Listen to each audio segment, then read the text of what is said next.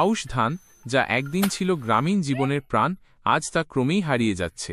হারিয়ে যাওয়া এমন চিত্রের এক অপরূপ শোভা দেখা গেল আসামের বরাক উপত্যকার লক্ষ্মীপুর বিধানসভার বড় মামদা গ্রামে। একসময় বরাক উপত্যকার মাঠে মাঠে দুলত আউশ ধানের সবুজ ঢেউ। কাটার সময় ভেসে আসত সোনালি ধানের মিষ্টি ঘ্রাণ। নতুন চাল দিয়ে তৈরি হতো মেড়া, চিতল, পুলি পিঠা। ছিল হাসি, আনন্দ, ভাগাভাগি আর মিলন মেলার এক অনন্য উৎসব। আজ সেই দৃশ্য যেন শুধু স্মৃতির পাতায়। পিঠার মৌসুম প্রায় শেষ হতে চললেও মিলছে না সেই নরম আউশের চাল। কোথাও কোথাও কিছুটা চালের দেখা মিললেও দাম আকাশ ছোঁয়া। 2 কেজির 1 কাঠি চালের মূল্য 60 থেকে 200 টাকা। অথচ মাত্র কয়েক দশক আগেও ভাদ্র আশ্বিনের হাওয়ায় আউশ ধানের সুবাস মাতিয়ে রাখত গ্রাম গ্রামান্তর। দাম থাকত সাধারণ চালের থেকেও কম, নাগালের মধ্যে। আউশের ধান কেবল ফসল ছিল না, ছিল আনন্দ, অভিমান, গর্ব আর দায়বদ্ধতার এক সাংস্কৃতিক পরম্পরা।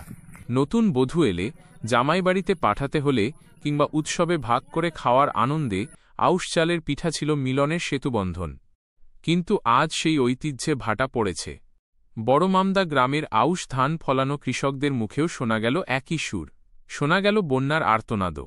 প্রবীণ কৃষক রামবিলাস চৌহান আউশ ধানের বোঝা মাথায় নিয়ে জানালেন, শেষ ভাদ্রের বন্যায় তাদের শালি ধান প্রায় শেষ হয়ে গেছে। তুলনামূলক উঁচু জমিতে কিছুটা আউশ মিললেও এখনও অনেক ক্ষেত পানির তলায়। নদীর জল বেরোনোর পথ সংকীর্ণ হওয়ায় সমস্যার সমাধান হচ্ছে না। তিনি সরকারের কাছে সর্বহারা কৃষকদের প্রতি দৃষ্টি দেওয়ার আবেদন রেখেছেন। रोपण करा है, इसके बाद में भादों के शेष में धान को काटा पीटा हुआ है। सरकार महोदय से मेरा विनती है कि जो औस तो मिला ही है थोड़ा बहुत, अच्छा। लेकिन जो हम लोग का साल धान है बिल्कुल पानी के नीचे तबाही हो चुका है।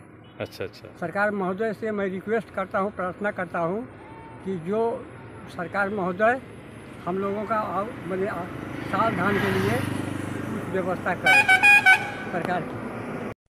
কেন কৃষকরা আউশে আর মন দিচ্ছেন না?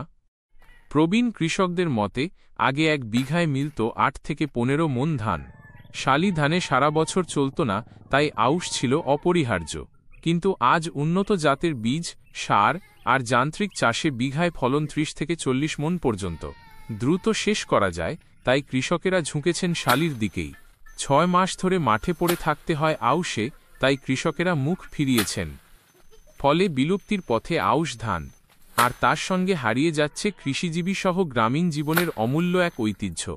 আউশের চাল কেবল পিঠার উপকরণ নয়, ছিল গ্রাম বরাকের, বিশেষ করে বাঙালিদের মাঠ মাটির গন্ধমাখা প্রাণ। আজ সেই প্রাণ, সেই ঘ্রাণ নিঃশব্দে যেন মিলিয়ে যাচ্ছে অতীতের ঠিকানায়।